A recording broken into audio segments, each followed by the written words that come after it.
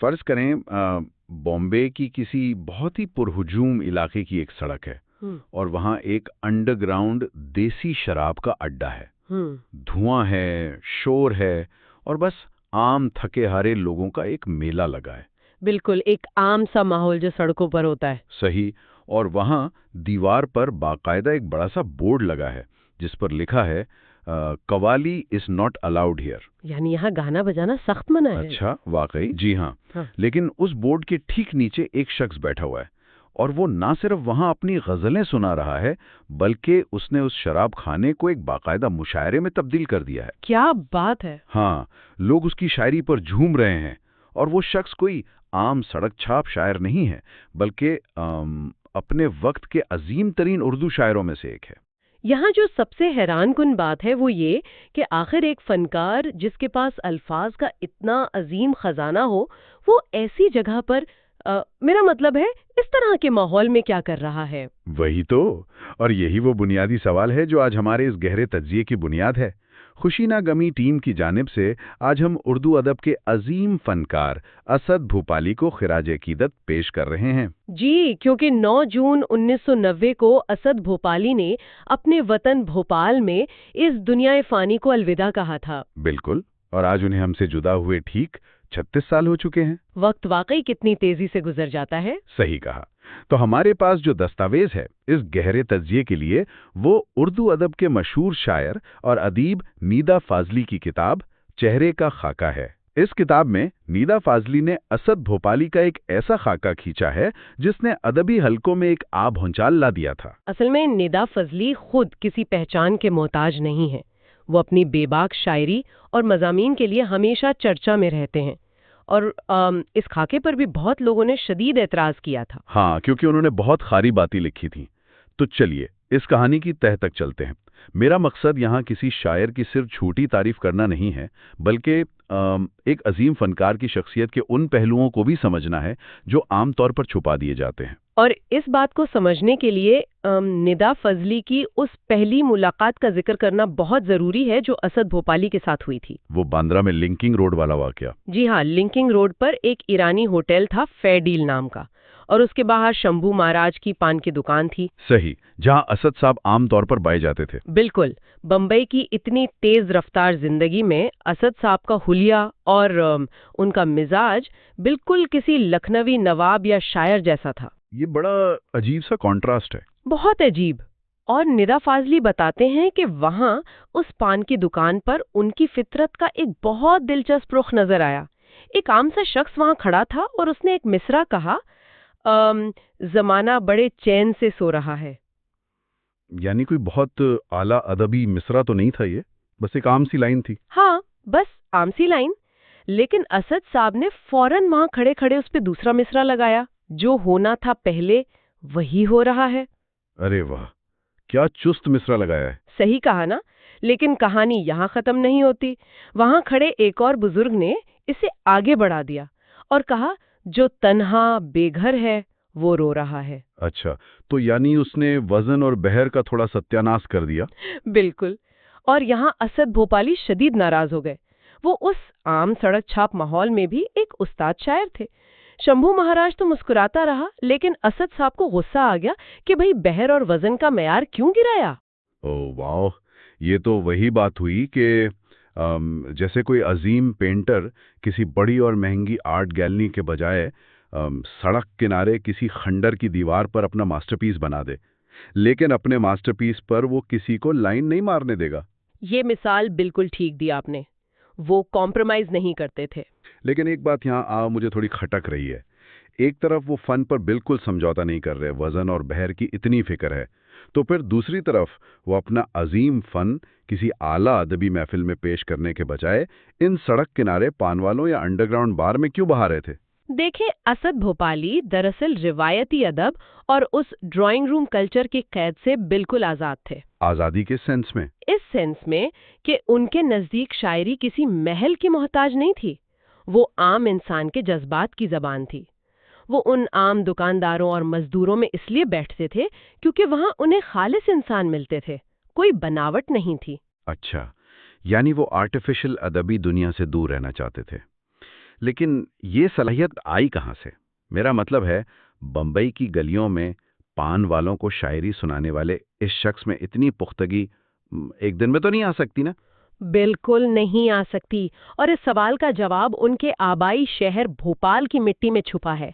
वहां के इब्तिदाई हालात ने उन्हें तराशा था। हाँ, जैसा कि नोट्स में भी है कि वो 10 जुलाई 1921 को भोपाल में पैदा हुए थे और उनके वालिद थे मौलवी मोहम्मद खान साहब। जी, और उनके यहाँ एक बहुत इल्मी माहौल था। लेकिन मसला ये हुआ कि वालिद की वफात जल्दी हो गई, जिसकी वजह से असद साहब अपनी रस्मी तालीम मुकम्मल ना कर सके। यानी उनके पास किसी बड़ी यूनिवर्सिटी की डिग्री नहीं थी? नहीं थी। लेकिन यहाँ ये सबक मिलता है कि फन किसी डिग्री का मोहताज नहीं होता।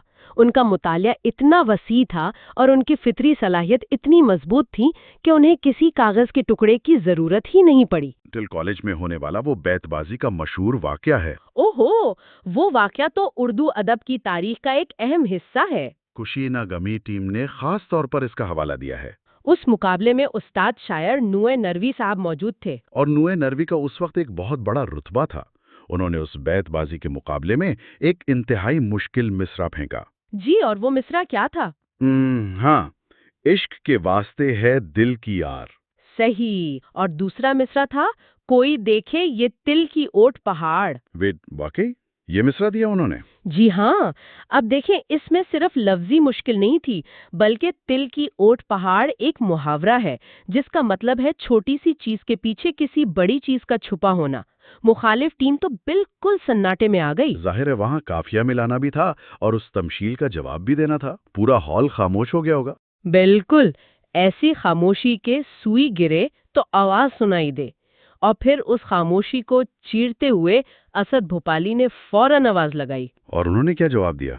उन्होंने वहां बैठकर जवाब दिया, उरे गिरना तौक फसादों में मर धार। क्या बात है। और अगला मिसरा लगाया, ये हर्फ वो है तिल को बनाता है जो पहाड़।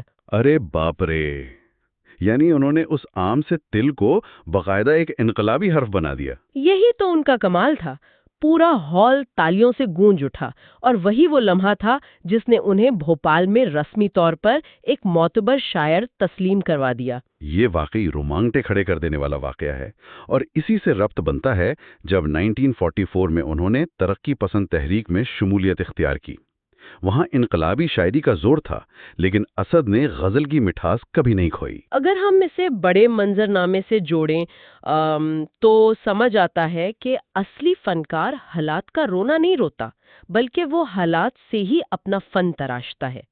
इनकलाब की बात करते हुए भी उन्होंने गजल की खूबसूरती को कुर्बान नहीं किया। सही।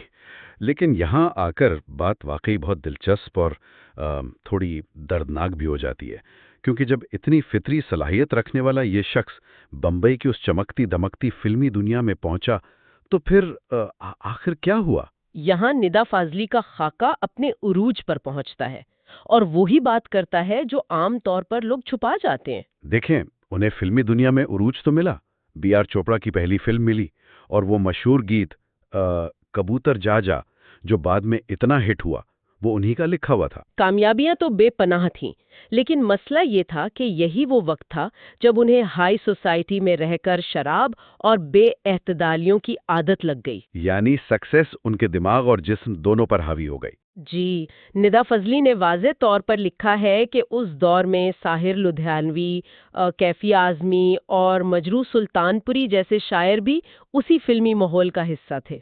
हाँ, वो लोग भी तो पार्टियों में जाते थे। बिल्कुल जाते थे, लेकिन उन्होंने खुद को एक हिफाजती लुबादे में रखा।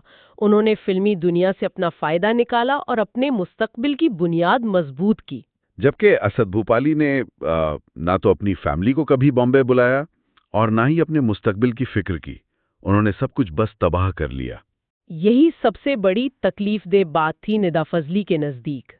लेकिन एक मिनट, मैं यहाँ इस बात को थोड़ा सा पुश बैक देना चाहूँगा।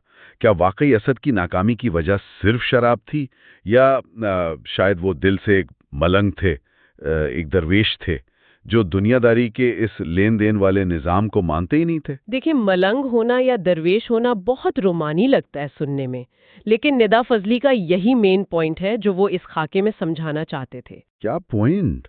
कि एक फनकार का डिसिप्लिन ही उसे अजीम बनाता है। सिर्फ बेपनाह सलाहियत होना काफी नहीं होता, उस सलाहियत को लंबा अरसा चलाने के लिए और अपने आसपास के लोगों के लिए उसे संभालना जरूरी है। अच्छा, यानी आज़म के बिना सिर्फ टैलेंट आपको तबाही की तरफ ही ले जाता है। बिल्कुल। और यही वो तल्ख हकीकत है जो निदा ने इस खाके में लिखी। जब आप अपने फन के साथ और अपने जिस्म के साथ ज्यादती करते हैं तो उसका नतीजा बुरा ही होता है। और इस ज्यादती का नतीजा आखिरकार उन्हें बॉम्बे से वापस भोपाल ले आए। इन्हीं बेइतदालियों की वजह से वो फालिज का शिकार हो गए। जी, उनका आखिरी वक्त निहायत कसमपुरसी में गुजरा। वो बिस्तर पर थे और बॉम्बे की वो सारी चमक दमक उन्हें अकेला छोड़ चुकी थी। ये वाकई दर्दनाक है कि इतना बड़ा फनकार और उसके आखिरी अय्याम ऐसी बेबसी में गुजरे। लेकिन हाँ, उनके दोस्त कमर जमाली का जिक्र यहाँ लाजमी बनता है, जिन्होंने उन बीमारियों के दिनों में उनका बहुत ख्याल रखा। कमर जमाली और उनकी अहलिया ने वाकई उन दिनों उनकी खिदमत की जब इंडस्ट्री उन्हें भूल चुकी थी। और फिर वही डेट आती है जिसका हमने आगाज में जिक्र किया, 9 जून 1990, जब आज से ठीक 36 साल पहले उन्होंने इस दुनिया को अलविदा कहा। और उनकी वफात के बाद जब निदा फजली का ये खाका सामने आया तो जैसा कि तज्जिये के शुरू में बताया था, एतराज का एक तूफान खड़ा हो गया। हाँ, बहुत से लोगों का मानना था कि भाई एक शख्स जो वफात पा चुका है उसकी ऐबजोई नहीं करनी चाहिए थी, उसके बस गीत याद रखो। लेकिन ये एक अहम सवाल जन्म देता है, क्या अदब का काम सिर्फ और सिर्फ झूठी तारीफ करना है? सही। क्या सिर्फ मिठास ही बांटनी है, हकीकत नहीं दिखानी? निदा फजली ने उनकी शायरी या उनके फन को बिल्कुल नहीं गिराया, बल्कि उनकी शख्सियत की खामियों को एज अ लेसन यानी सबक के तौर पर आने वाली नस्लों के लिए पेश किया, ताकि आने वाले नए फनकार ये समझ सकें कि सलाहियत के साथ साथ जिम्मेदारी भी उतनी ही लाजिम है। जी हाँ, अदब सिर्फ रोमांटिक किस्से सलाने के लिए नहीं होता, कभी कभी आईना दिखाना जरूरी होता है। और इसीलिए उर्दू अदब में आज इस खाके का एक इंतहाई आला मुकाम तस्लीम किया जाता है। अगर मैं इस सब को समेटते हुए कहूँ तो असद भोपाली की अजमत उनकी शायरी में हमेशा जिंदा रहेगी, भले ही उनकी ज़ाती ज़िंदगी कितनी ही बिखरी हुई क्यों ना थी। और निदा फजली का ये खाका सच्चाई और फनकारी का वाकई एक बेहतरीन नमूना है। इसमें कोई शक नहीं, उनके अल्फाज आज भी लोगों के दिलों में धड़कते हैं। बिल्कुल। लेकिन तज्जिए के आखिर में मैं सुनने वालों के लिए एक गहरा सवाल छोड़ना चाहता हूँ, एक ऐसी सोच जो परेशान भी करती है और तजस्सुस भी जगाती है। वो क्या? क्या एक अजीम फनकार होने के लिए जिंदगी के दुख से गुजरना और अपने ही हाथों अपनी तबाही देखना वाकई जरूरी होता है, या ये बस एक ऐसी रोमानी कहानी है जो हमने उनकी खामियों पर पर्दा डालने के लिए खुद गढ़ ली है? सोचिएगा जरूर। वाकई ये एक ऐसा सवाल है जिसने पूरी तारीख को घेर रखा है। सही। और आखिर में खुशीना गमी टीम की तरफ से मैं अपने सुनने वालों से ये पुरजोश गुजारिश करना चाहूंगा कि आपकी हौसला अफजाई हमारे लिए बहुत मायने रखती है। जी, हमारी इन कोशिशों को जारी रखने के लिए आप सबका साथ जरूरी है। तो गुजारिश है कि खुशीना गमी के फेसबुक पेज को लाजमी फॉलो करें, वहां लाइक और कमेंट करें। इसके अलावा हमारी टीम इंस्टाग्राम और यूट्यूब पर भी मौजूद है, जहां हम मजीद ऐसे ही दिलचस्प और गहरे तज्जिए पेश करते रहते हैं। हम आगे भी ऐसी अदबी कहानियां लाते रहेंगे। बिल्कुल। तो आज के इस सफर में हमारे साथ इस कहानी की तह तक जाने के लिए बहुत शुक्रिया। अपना ख्याल रखिएगा।